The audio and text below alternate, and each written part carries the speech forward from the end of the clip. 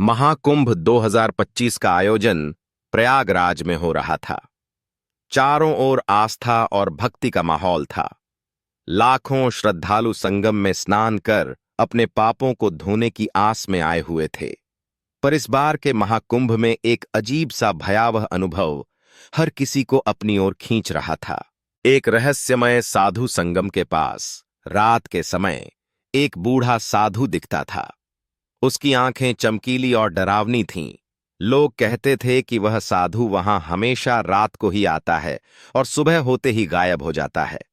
उसके बारे में यह भी कहा जाता था कि जो भी उससे बात करता वह अगली सुबह लापता हो जाता। पहली घटना, एक दिन एक श्रद्धालु रमेश, जो रात को गंगा किनारे बैठा ध्यान कर रहा था, उसने उस साधु को देखा। साधु ने उसे बुलाया और कुछ फुसफुसाते हुए कहा। अगली सुबह रमेश का शव संगम के पास मिला। उसकी आंखें खुली थीं और चेहरा डर से विकृत हो चुका था। उसके परिवार ने बताया कि वह पूरी रात मुझे बचाओ, वह आ रहा है, चिल्लाता रहा।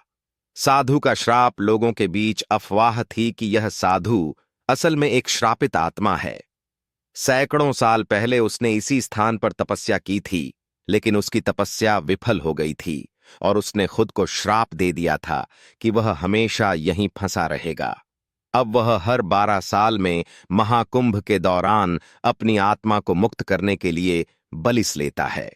खौफनाक रात 14 जनवरी की रात को गंगा किनारे पूजा कर रहे श्रद्धालुओं ने अजीब अजीब सी आवाजें सुनी। कुछ ने बताया कि पानी में किसी औरत की चीख सुनाई दी। जो लोग वहां गए, उन्होंने दावा किया कि उन्होंने पानी के भीतर एक परछाई को चलते हुए देखा, मानो कोई आत्मा गंगा के नीचे चल रही हो। अंतिम घटना, एक समूह ने उस साधु को पकड़ने की कोशिश की। जैसे ही उन्होंने उसे घेरा, वह हवा में विलीन हो गया। उसके जाते ही आसपास के पेड़ों पर बैठे पक्षी अजीब ढंग से चीखने लगे। वहां मौजूद एक बूढ़ी औरत ने कहा, तुम लोग उसे रोक नहीं सकते, वह श्रापित है और उसकी बलि पूरी होने तक उसे कोई रोक नहीं सकता।